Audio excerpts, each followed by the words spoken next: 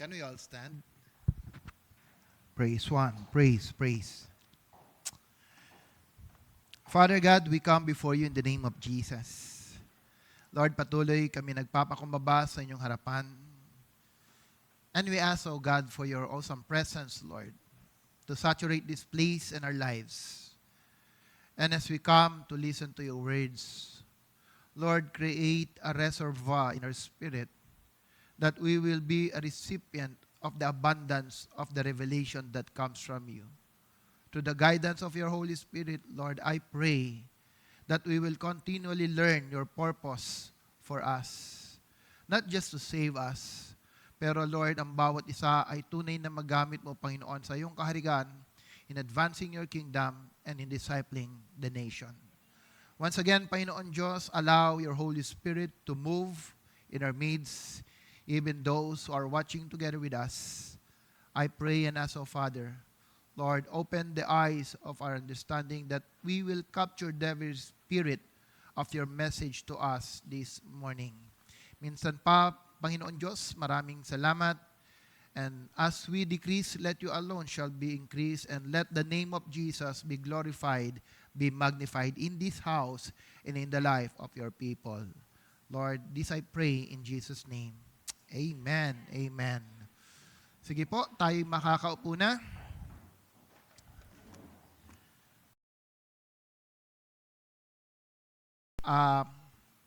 Before anything else, I would like to welcome new faces. Ngayon lamang namin nakita. Welcome po sa lugar na to. Mga friends mo.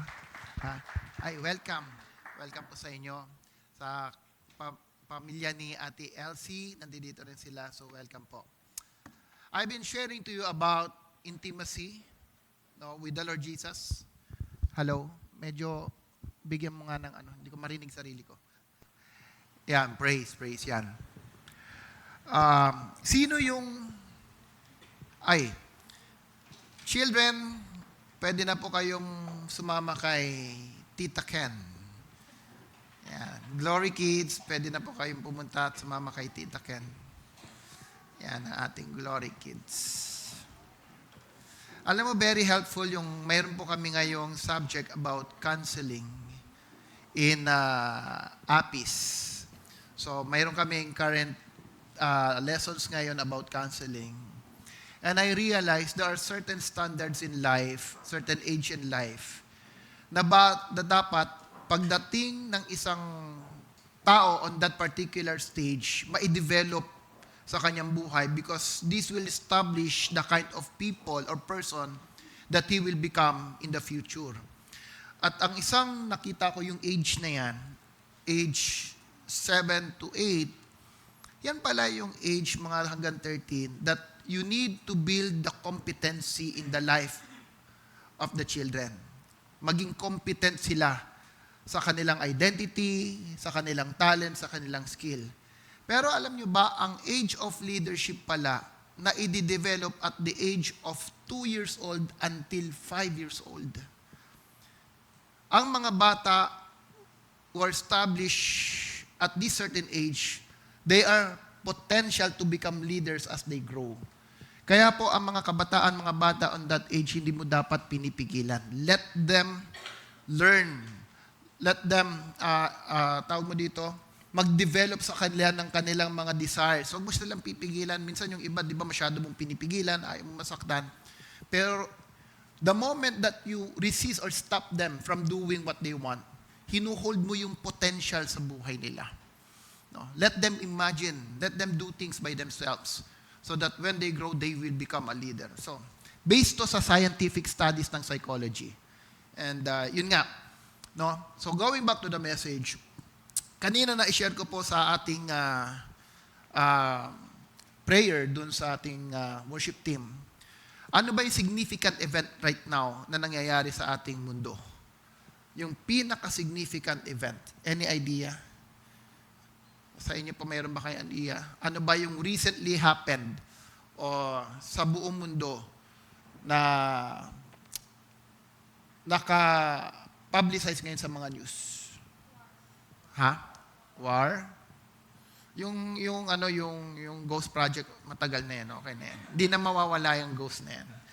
No. forever goes. Alam niyo isang event na nangyari aside doon sa mga polar snow, yung polar climate change na nangyayari. Ang pinaka-recent event is yung peace treaty na nasinign ng US with all other nations. For those who are studying eschatology, it seems, again, many believe that this is again the signs of the end times, that we are really living in the last of the last days. So habang binabasa ko to and I'm praying, Lord, is this really the last days? I have an impression in my heart from the Lord na tignan mo yung history. Ano ba yung nangyari sa history? And I found out na itong peace treaty of the nations, hindi lang pala ngayon nangyari. It already happened before. Nangyari na yan yung the League of the Nations. No? The League of the Nations. Tapos mayroon pang United Nations. Mayroon pang major global treaties. At mayroon ring regional union. So the world constantly making a treaty to make this world a better place. No? Na maging mas maganda, mas maging maayos, mas tahimik ang mundo. But yet, ironically, what we learn from the Word of God is that any solutions that comes from the world, socially, politically, economically, these are all temporal. Temporary lang po yan. But the good thing is this, what I realize is this, na ang mundo, everyone is looking for peace, security, satisfactions in life.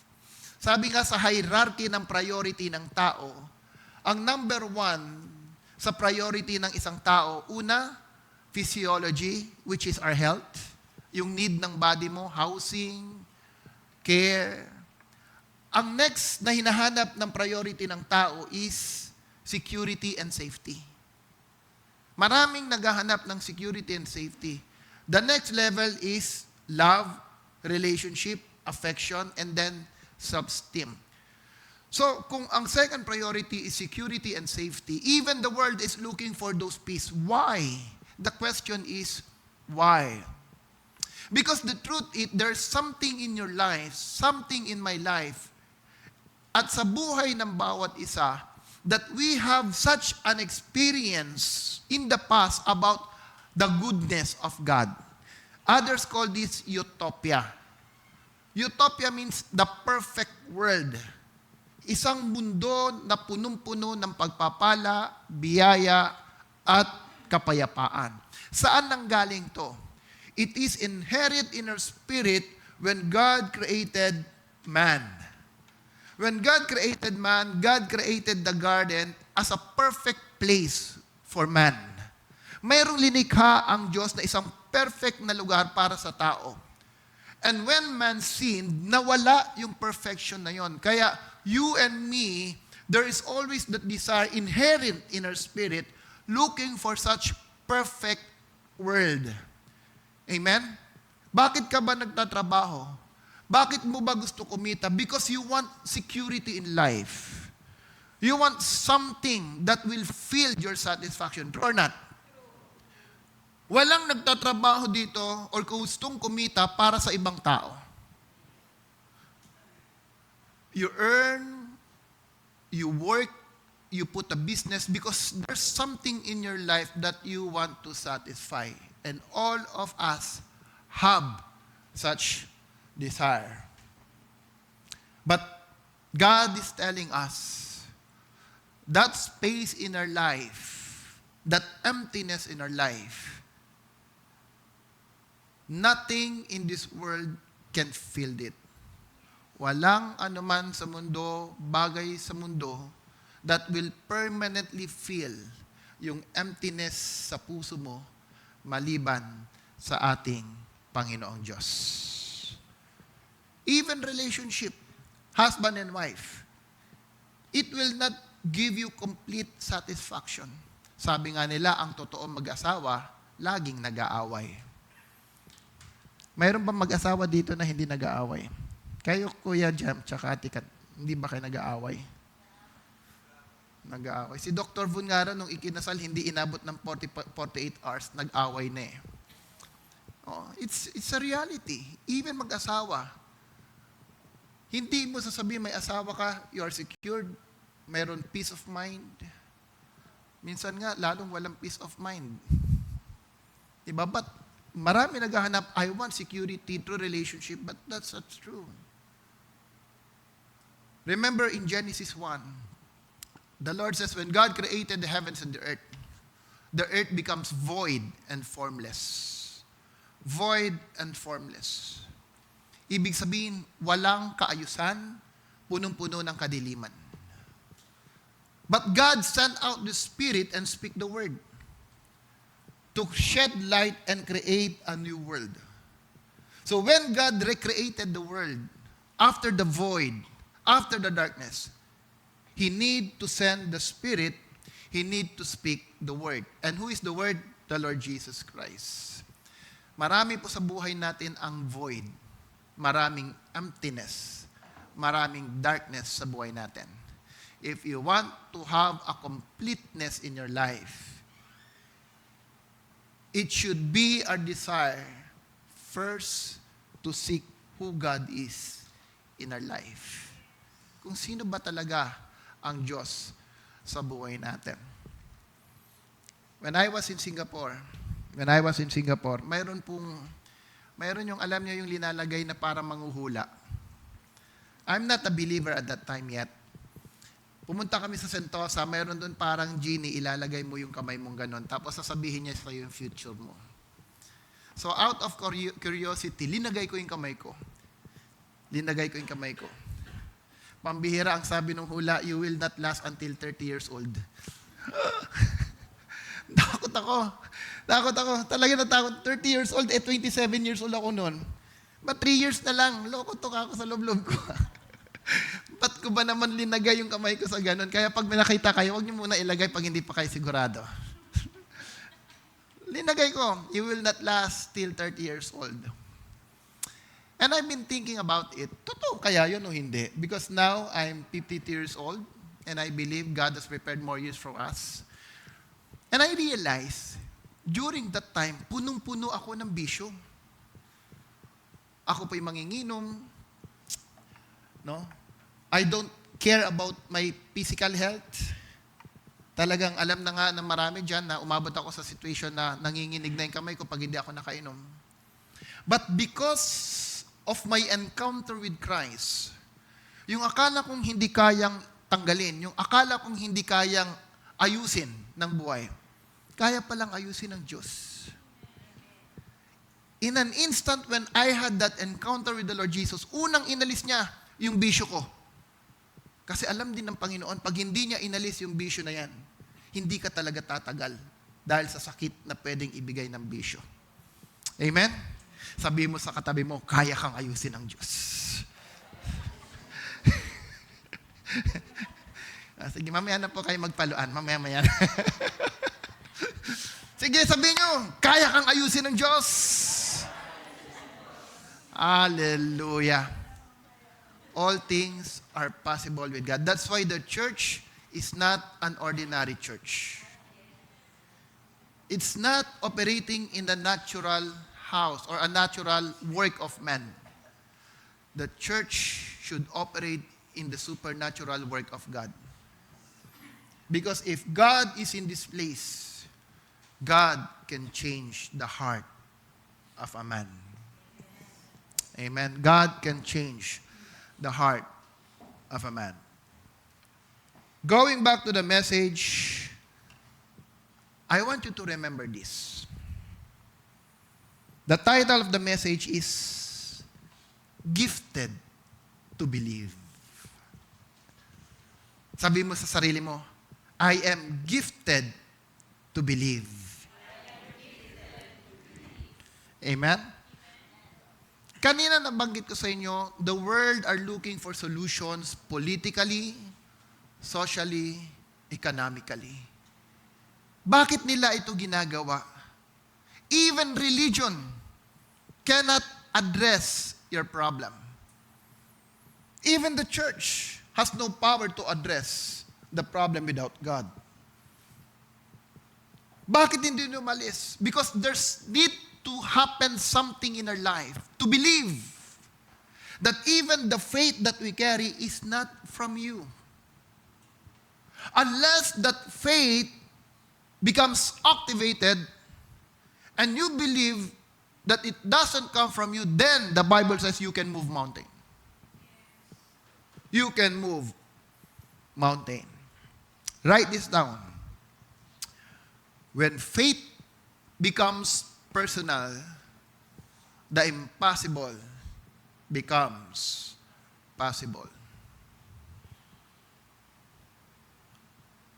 When faith becomes personal, the impossible becomes possible. Faith is the very foundation of our Christian life. Faith is the very foundation of our Christian life. When we say we are a believer, when we say we are a Christian, the question is, how is your faith? Kamusta ang iyong pananampalataya? Without faith, we cannot please God. Amen? Gawin mo na lahat ng gusto mong gawin. Magbigay ka ng donation sa lahat ng foundations. But still, without the kind of faith that comes from the God, you still cannot please the Lord. Do you agree? Hebrews says, without faith, we cannot please God. Listen. Faith is the anchor of your belief system. Alam niyo po yung anchor ng barko? Di ba, kahit gaano kalaki ang isang barko, pag ibinaba mo yung angkla niyan, hindi na yan makakaalis. The anchor is designed to make the ship still. Okay? So, faith is the very anchor of our life. Angkla ng buhay mo yan. Now, listen. Faith is the product, is the anchor of your belief system. And sabi ni Dr. Miles Monroe, you cannot go beyond what you believe. You cannot go beyond what you believe. Hindi ka pwedeng lumampas sa iyong pinaniniwalaan. Do you agree? Kung ang tingin mo, ang solusyon sa problema mo ay trabaho, every Sunday, pwedeng wala ka sa church. Kaya mong hindi umattend ng church dahil ang paniniwala mo, ang magpapasatisfy sa iyo, ang security mo, ay ang trabaho mo. True or not?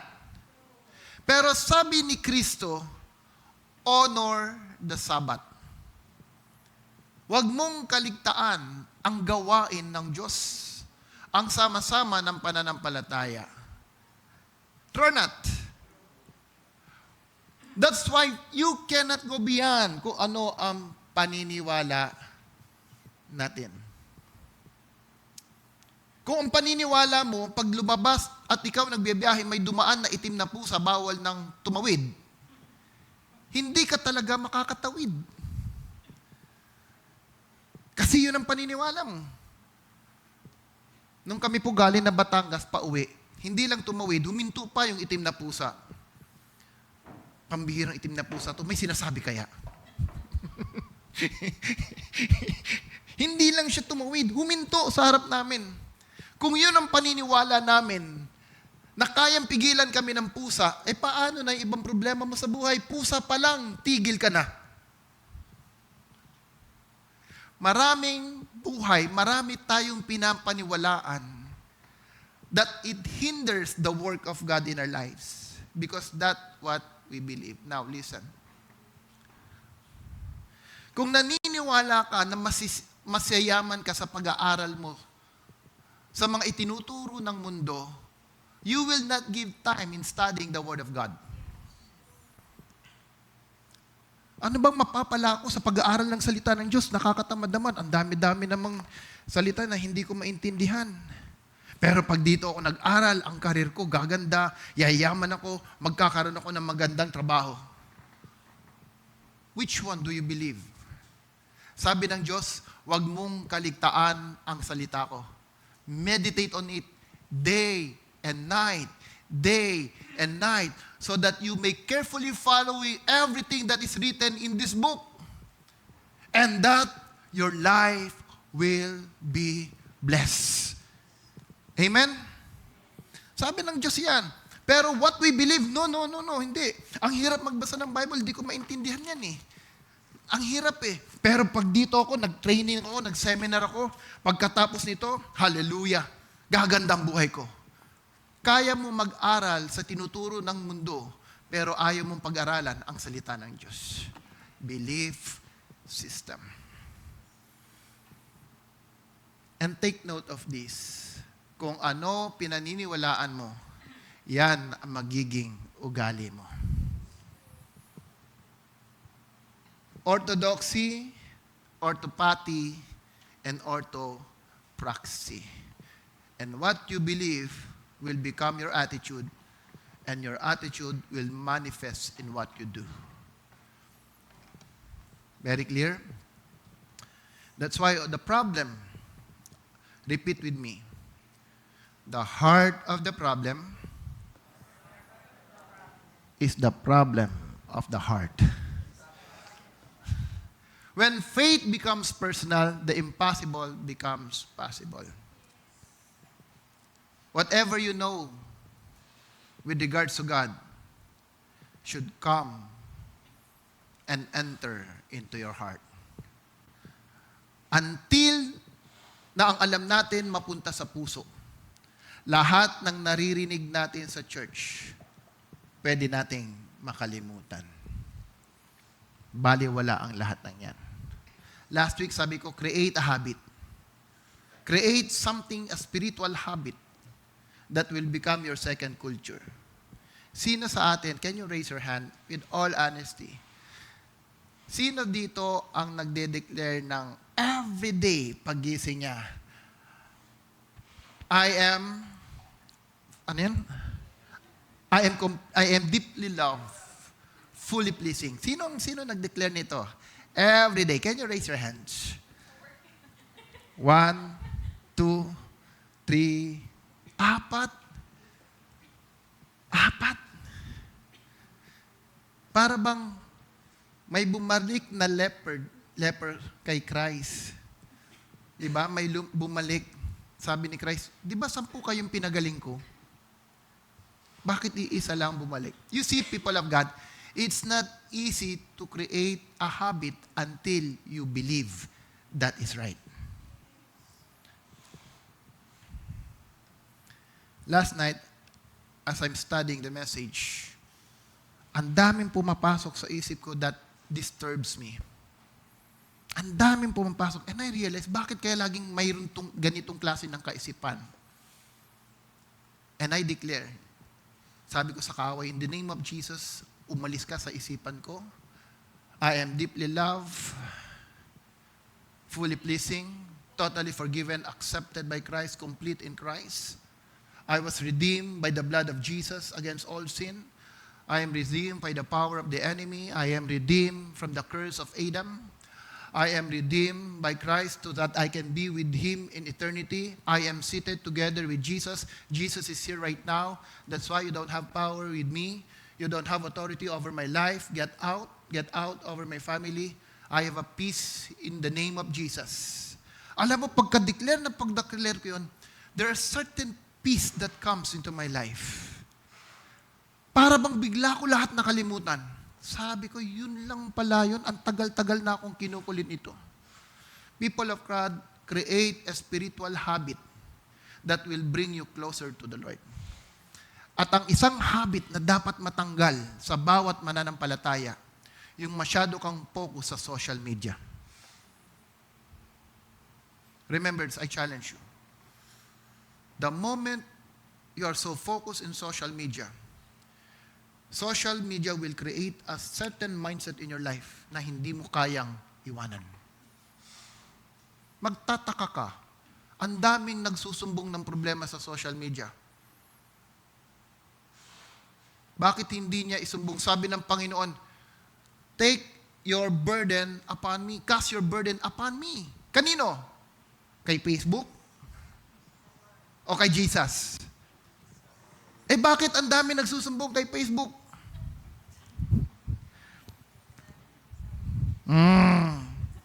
Because you have created a habit that you believe that is right. True not. Hindi mo maalis-alis. Why? Because it's already part of your life. Where Jesus is telling you, cast your burden upon me and I will give you rest. People of God, I will assure you, you cannot find Jesus in Facebook. Don't seek the Facebook. Face the book. The solution is here. The solution is with Christ. Ephesians chapter 2, verse 8. For by grace you have been saved through faith, and that not of yourself. It is the gift. It is the gift of God. For by grace you have been saved through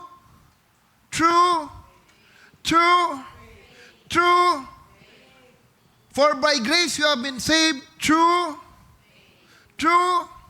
and that not of yourself. It is what? It is what?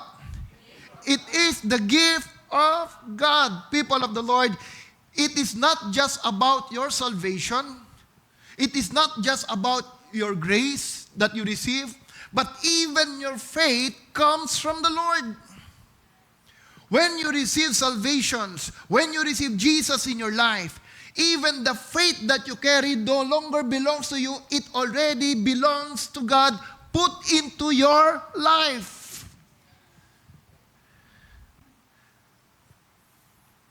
Because God knows even our faith cannot please Him. Because of the flesh that is influenced by sin, kung faith lang natin yan, hindi mo kayang tayuan ang problema na haharapin mo. That's why in the Bible, there's a story. Listen here. Mayroong storya sa Bible, remember si Elisha nung siya po ay namatay. Hindi na impart ni Elisha yung anointing niya dahil sa galit niya. At mayroong ililibing na isang tao na gumulong. At ang sabi ng Bible, gumulong to doon sa katawan ni Elisha. Anong nangyari doon sa gumulong na patay? Siya po ay nabuhay. Question, may faith ba ang patay? Wala.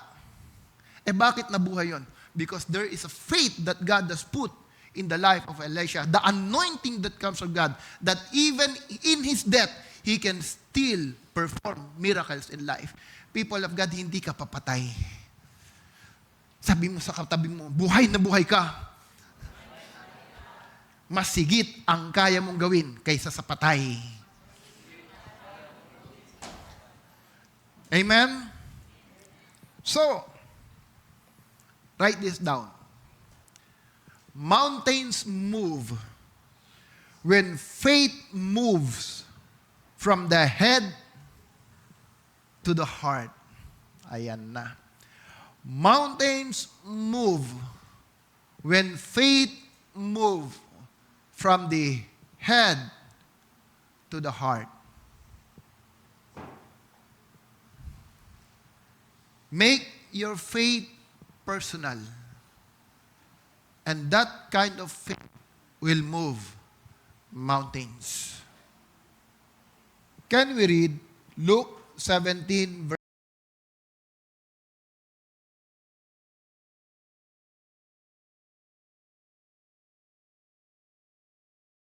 as a mustard seed, you can say to this mulberry tree, be and it will obey you. It will obey you. So, mayroon ba pang liliit sa isang mustard seed? Alam niyo po yung buto ng mustard, sa sobrang liit, kaya siyang maihangin ng hininga mo. Sa sobrang liit ng buto, pag lumapit ka, pwede siyang maitaboy ng hininga mo. Ganyan kaliit ang mustard seed. But the Bible is telling us, gaano man kaliit ang mustard seed, when you faith is the size of a mustard seed, you can tell to the mountain, move, and it will move. Let us read some passages to prove that the faith that you have comes from God. Philippians 1:29.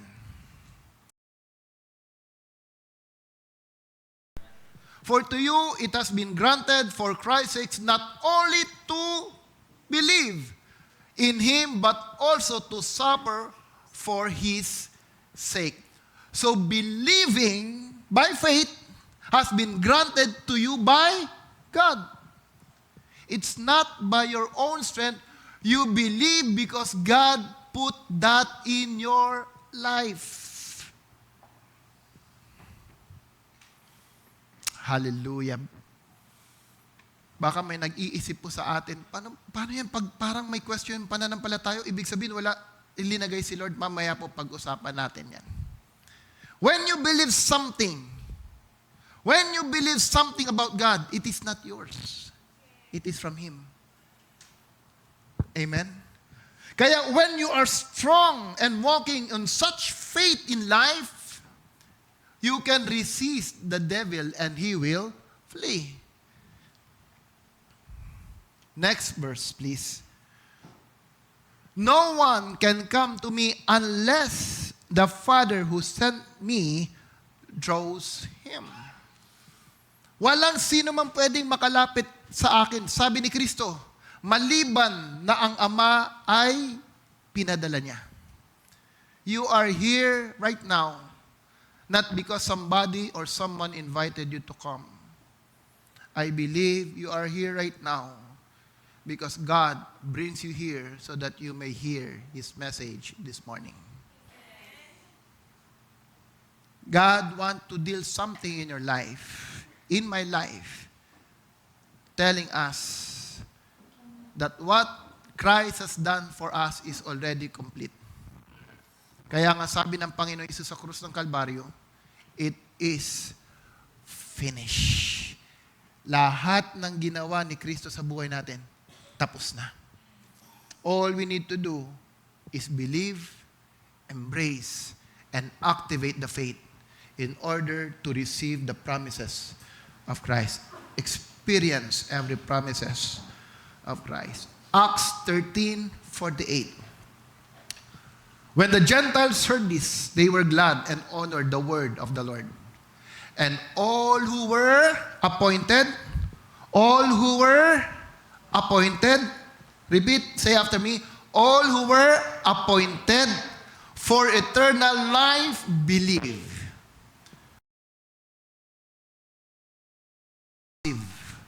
Someone orders it. Somebody commanded it. When God appointed you for eternal life, God appointed us for eternal life, God also put into our heart the power to believe. So everything who we are, what we are, comes from the Lord. Amen? Galatians 2:20. Ang gusto ko sa Galatians 2:20, this is a King James Version. King James Version. I am crucified with Christ. Nevertheless, I live, yet not I, but Christ liveth in me. And the life which I now live in the flesh, I live by faith of the Son of God. Say it with me, I live by faith of the Son of God, who loved me and gave Himself for me. Sabi mo sa katabi mo, it's not your faith. It's not your faith. It's the faith of God in you. Amen? It's the faith of God in you. Having known, people of God, that the faith that you carry belongs to the Lord, what does it mean for us? Kung ang pananampalataya na ilinagay ng Diyos sa buhay mo does not belong to you, how should I respond? How should I respond? Ano ang gagawin ko? Ngayong alam ko na ang pananampalataya na mayroon ako, hindi pala akin, kundi ilinagay ng Diyos sa buhay ko. Ano ang kailangan kong gawin? Number 1, live a heart of humility.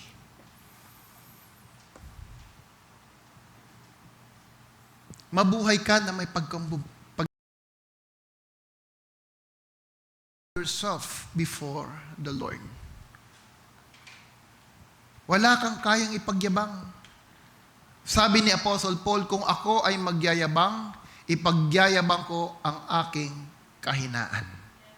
At kung ako ay magyayabang, I will only boast about the Lord. If you want to have a faith that can move mountain, nourish that faith by having a humble heart. Second, live a life of dependency to God. Live a life of dependency to God.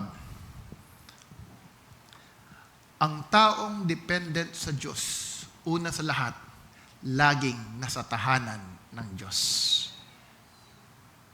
He loved the house of God. He loved the Word of God. Amen? Sabi ko nga po sa inyo, paulit-ulit ko nang ikikwento, pero uulitin ko pa din. Nung ako po sa abroad, wala pang internet na malakas.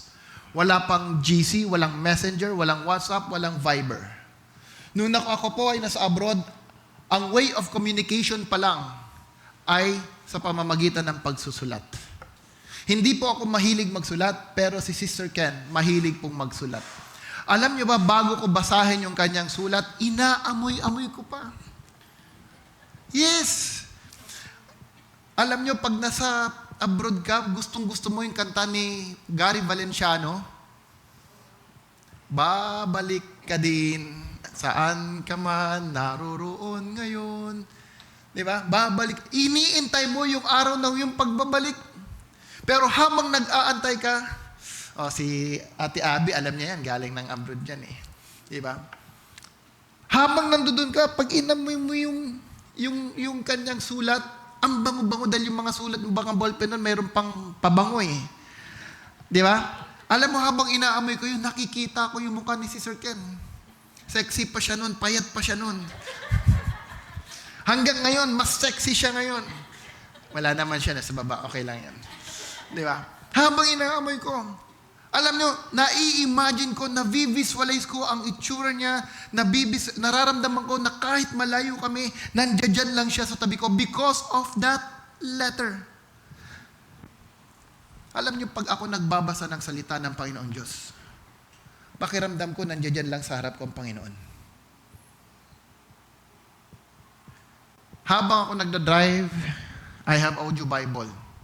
Ang gustong-gusto ko sa audio Bible, Beatitude. Because Beatitude, si Christ mismo ang nagsasalita. At habang ako nagsasalita, I visualize na nandiyan ang Panginoon. Sinasabi, blessed are the poor in the spirit, for they will be filled. Blessed are the peacemaker. I always think He is with me. Every time I open the Bible, I read the Word. Kung saan-saan napupunta ang isip ko sa sitwasyon na binabasa ko. That's how I love the Word of God. Kaya nga minsan, pag nag-away kami ni Sister Ken, madalas sabihin, yan ka na naman, Word of God ka na naman. Ang iniisip ko, lalo akong nalito, ano sasabihin ko? Ito lang ang alam ko. True or not? Anong sasabihin ko? Because this is the only thing that I know that will provide solution. Nothing else. And because you love the Word of God, you will connect yourself strongly to the man of God. Bakit? Because this man of God, the people of God, your leaders in your discipleship, lalo kang connect sa kanila, maiintindihan mo gaano kahalaga ng discipleship. Why? Because not everything written you can easily understand. Hindi mo lahat maiintindihan yan. God is teaching someone to help you understand the Word of God. This is the reason why I connect myself to the people, to the man of God, whom I know can teach me, can expound to me the true meaning of the Word. This is the reason why I studied in Apis. Bakit ako kailangan mag-aral ng 2 years so that I will understand more about the Word of God? It's not just about reading. It's about understanding what is written in the Word of God. When you love God, you will treasure His Word. Sabi ni Haring David, I treasure your Word in my heart. I keep your Word in my heart. For what? That I will carefully follow everything written in it. Marami nagsasabi, mahal ko ang Diyos. Huwag kang mag-alala, Pastor, mahal ko ang Diyos. Kahit hindi ako naka-attend ng church ngayon, mahal ko ang Diyos. Alam ng Diyos kung ano nasa puso ko. Minsan iniisip ko, buti pa ang Diyos alam na sa puso niya, ikaw hindi. Kasi sabi ng Panginoon, kung mahal mo ko, you will love the church because the builder of the house is not a man. The builder of the house is no other than Christ. I will build my church, says the Lord. Mahal kong Panginoon, mahal ko siya, mahal ko ang Diyos. Ano ang mahal na mahal mong verse ng Bible? John 3:16. Ano pa? John 3:16. When you love God, anong alam mo, anong mahal na mahal mo sa salita ng Panginoon Diyos? You will memorize every word. That's what dependency on God is all about. You will love His Word so dearly because every time that you read the Word, you study the Word, you feel that you are becoming closer to the Lord. And lastly, you walk with intimacy with God. You walk with intimacy with God. Listen here.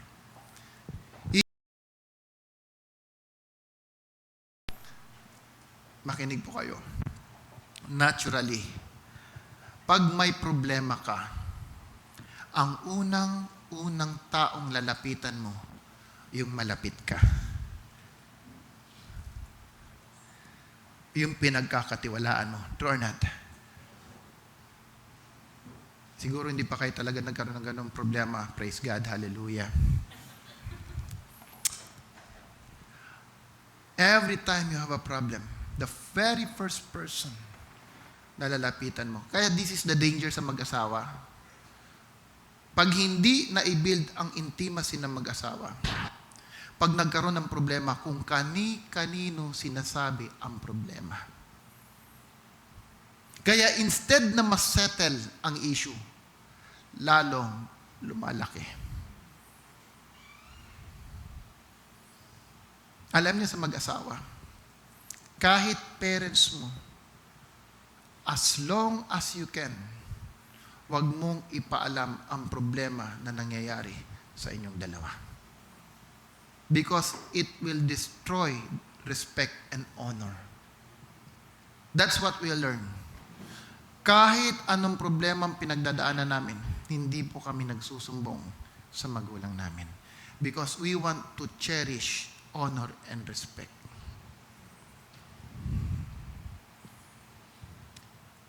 Anything na na-release mo through your words, ang hirap ng bawiin yan.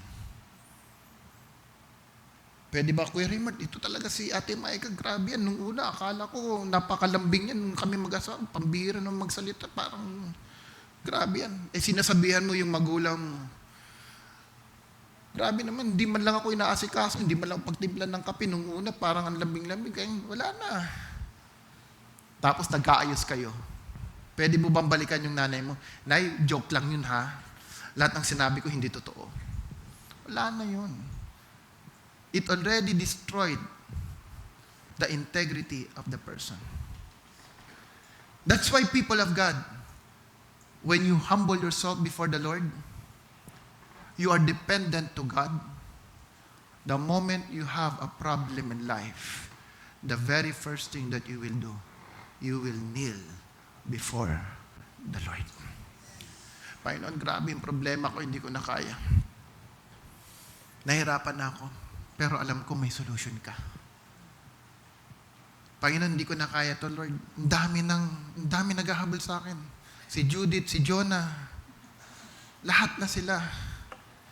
Hallelujah, malapit na naman ang katapusan. Nandiyan na naman yung dalawang magpinsan na yan. Si Judith, si Jonah, nako.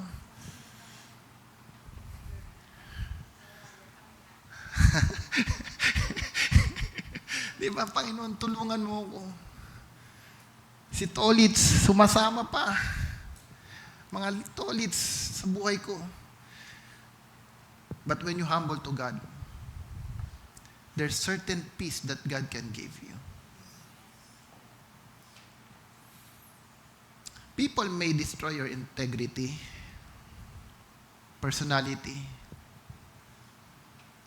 but they cannot destroy who you are, your character, your personality. As long as it is founded in God, learn to build your relationship with the Lord. Remember, people of God, the faith that you have is not yours. The faith that you carry is from God. Activate it. Nourish it. Humble yourself before the Lord. And the moment that faith is activated, you can move mountains. Let's all rise up. And I would like to end it here.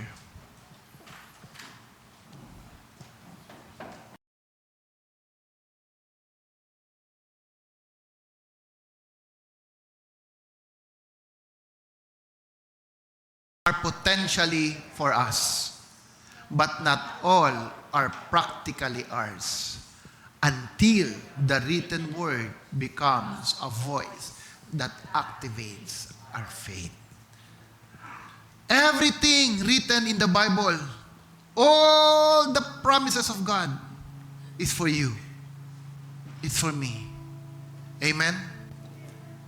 But not everything is practically ours until what is written becomes a voice.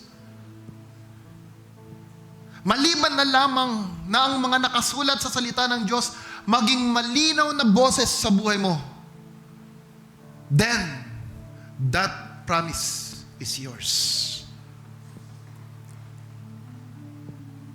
Si Ate Aina, one time, sabi niya, Pastor, mayroong lumabas na bukol sa leeg ko.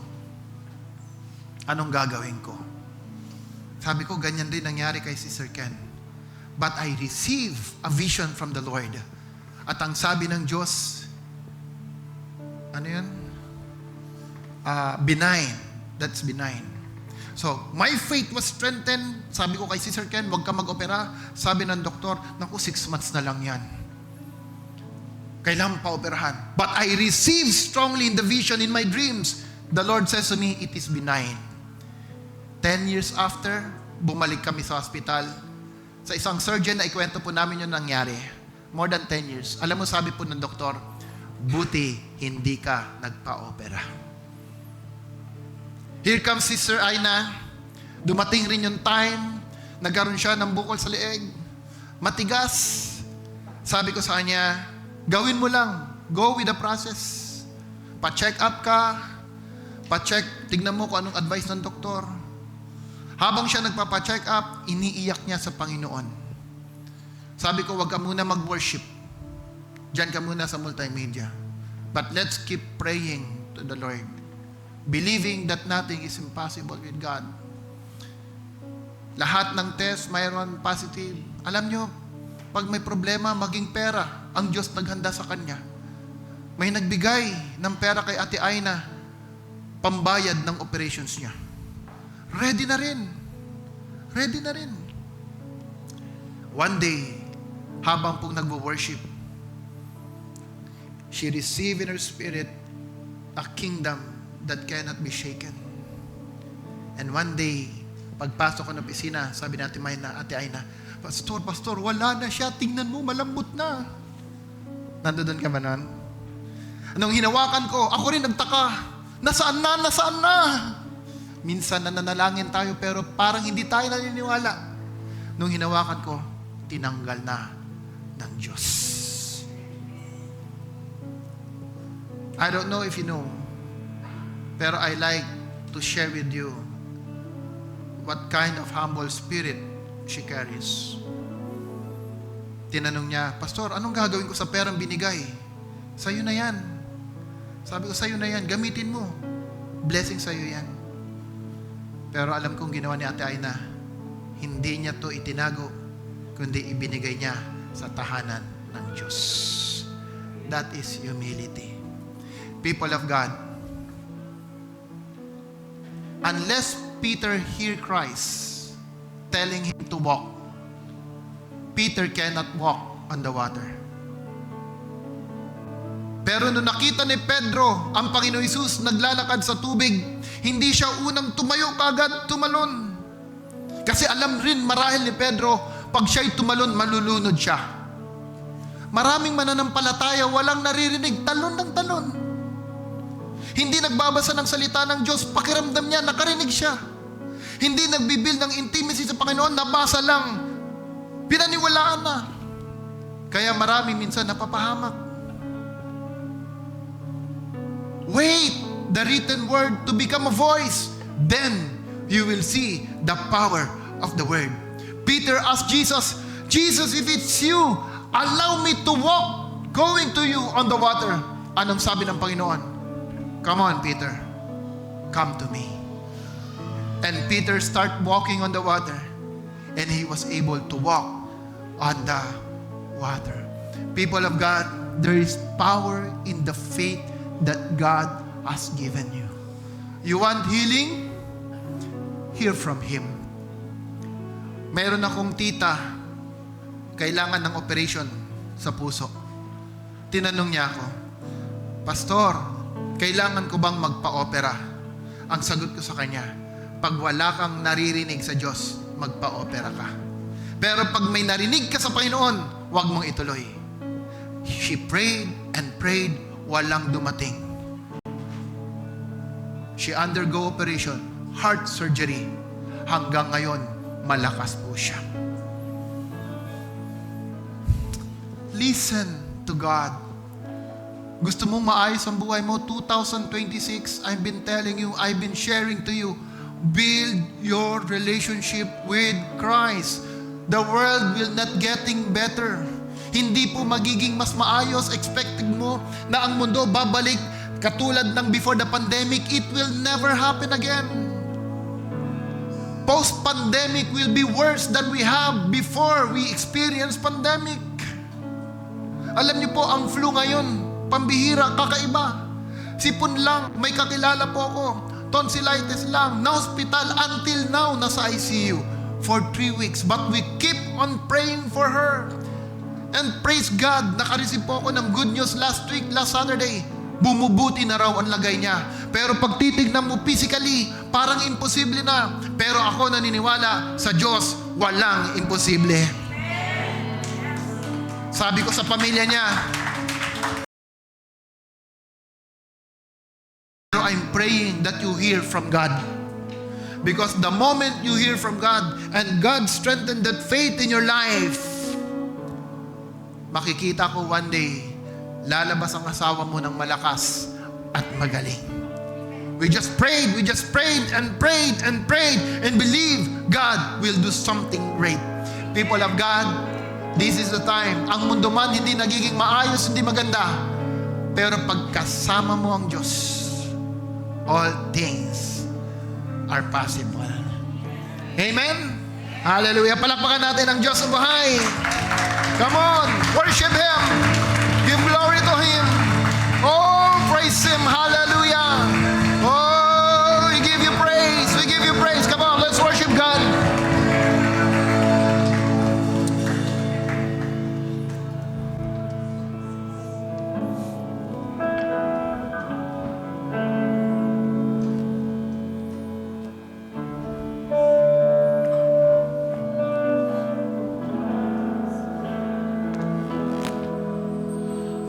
Awitin ko man lahat ng awit sa mundo, di kayang ilarawan ang kadakilaan mo.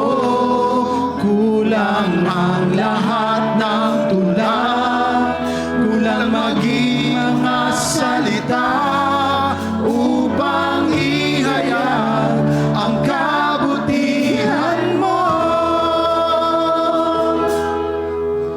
Awitin ko man lahat ng awit sa mundo, di kayang ilarawan ang kadakilaan mo. Sing it, beautiful Lord. Kulang ang lahat ng tula, kulang maging mga salita upang ihayag ang kabutihan mo. Wala kang katulad, Yes, God. wala nang higit sa'yo. Wala kang katulad, wala nang papatay sa'yo. Ikaw ang Diyos noon pa man, maging ngayon at kailanman. Sa habang panahon, wala kang katulad. Wala kang katulad. Wala kang katulad, wala nang higit sa'yo. Wala kang katulad, wala nang kapantay sa'yo. Ikaw maging ngayon at kailanman. Sa habang panahon, Come on, wala kang katulad. Hallelujah. wala kang katulad, wala nang higit sa'yo. Wala kang katulad, wala nang papantay sa'yo. Ikaw ang Diyos noon pa man, maging ngayon at kailanman. Sa habang panahon, wala kang katulad. Jesus, sa'yo ang kapurihan.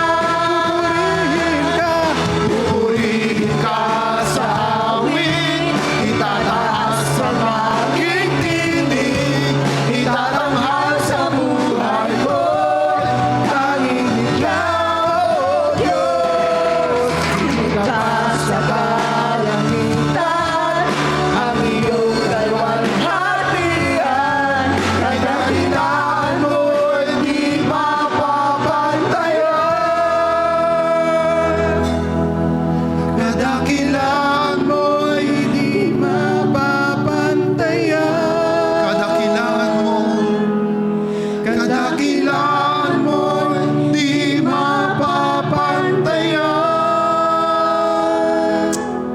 Hallelujah. Jesus. Panginoong Diyos,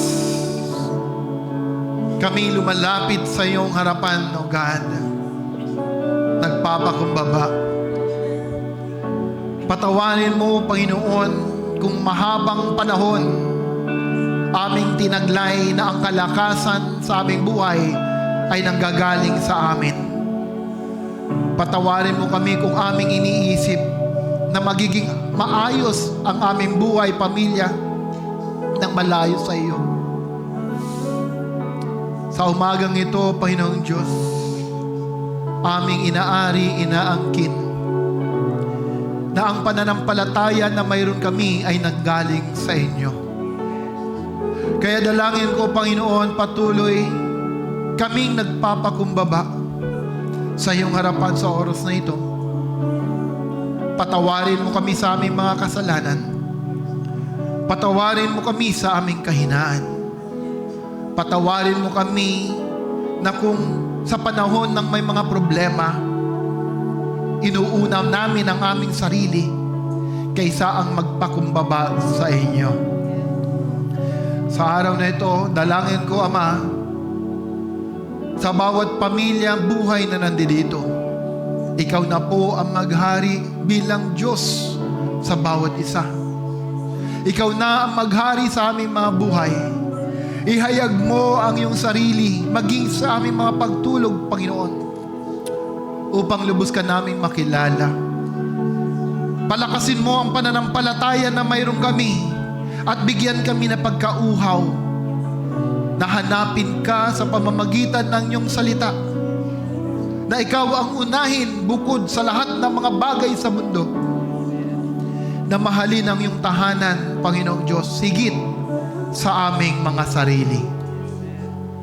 Mahalin ka at paglingkuran ka, O Panginoong Diyos, na ang buhay ng bawat pamilya ng sambahan na ito, Lord, we will be able to disciple others as well.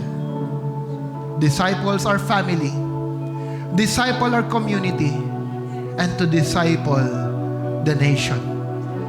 Salamat, Panginoon, and I pray, God, ano man ang mga kahilingan sa mga buhay ng iyong mga anak, sa mga oras ito, Lord, sa kanilang mga puso, whatever the desire of their hearts, O God, Lord, bestowed upon them the answers and the solution to their situations and problems in life, whatever it is. Lord, aming pinapaniwalaan, walang imposible sa inyo. Kahit sa mga sakit na sabi ng mga doktor na tila ba walang kagalingan, Yes. Panginoon, sa inyo, patay man, nabubuhay pa. Kaya Lord, kami naniniwala, may gagawin kang higit sa lugar na ito na hindi kayang gawin ng tao. Hindi kayang gawin ng mundo. Ito po ang aming nais, na ang aming karanasan sa sambahan na ito, maranasan namin na ikaw lang ang may kayang gawin. That's why, Lord Jesus, once again, we humble ourselves. Everyone, humble yourself before Christ right now. Submit yourself to Him. Serve Him. Honor Him. Love Him. Love His Word. Love the house. Love discipleship in your life. Love people around you. Manifest Christ in you and through you. Hayaan mong maranasan ng iba ang pag-ibig ng Diyos na nanggagaling sa puso niyo. God, I pray, God, Lord, use everyone in this house to be a vessels of honor and glory for your name. Salamat. Salamat for the healing. Salamat for your deliverance. Thank you, God. Let's all lift our hands to the Lord. May the Lord God bless you and keep you. May the face of our Father in heaven shine upon you and give you peace. May the Lord lift up His countenance to you, the grace of our Lord Jesus, the love of the Father, and the communion of the Holy Spirit be with you all. I pray that wherever you go, whatever you do, this whole week, Not only the angels of God, but His presence will lead you and be with you always. And this I pray in the name of the Father and of the Son and the Holy Spirit. Amen. Amen. And amen. God bless, people of the Lord. Jesus loves you. Come on, let's have the shout of the Lion of Judah. Hallelujah! Hallelujah! Hallelujah!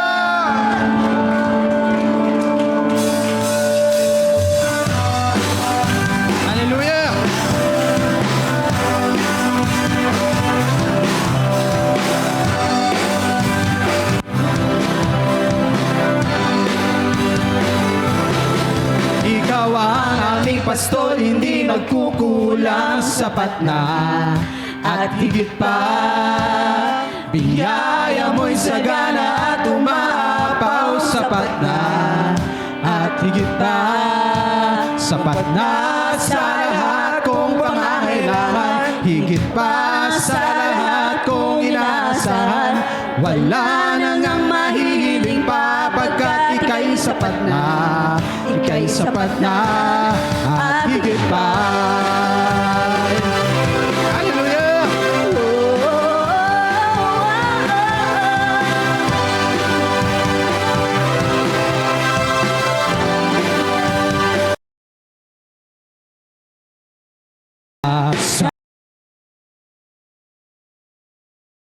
Laging laan, di matatakot sa panganib, pagkat nariyan ka palagi.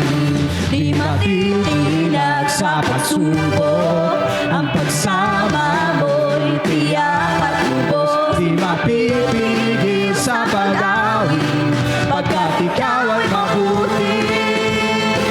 Oh, napakabuti. Ikaw ang aking pastol, hindi magkukulang, sapat na at higit pa. Biyaya mo'y sagana.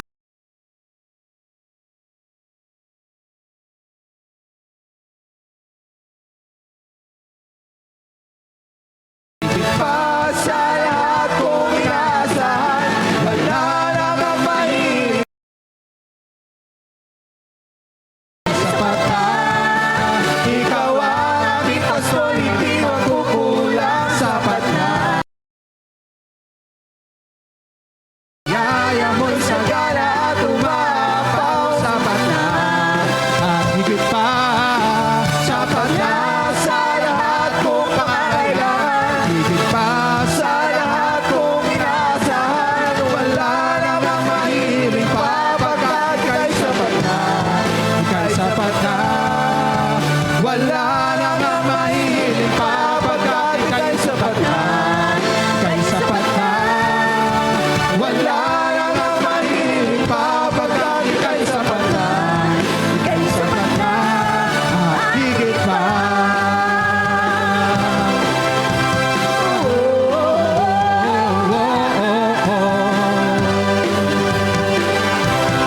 Hallelujah! Hallelujah! Praise the Lord! God bless everyone! Jesus loves us!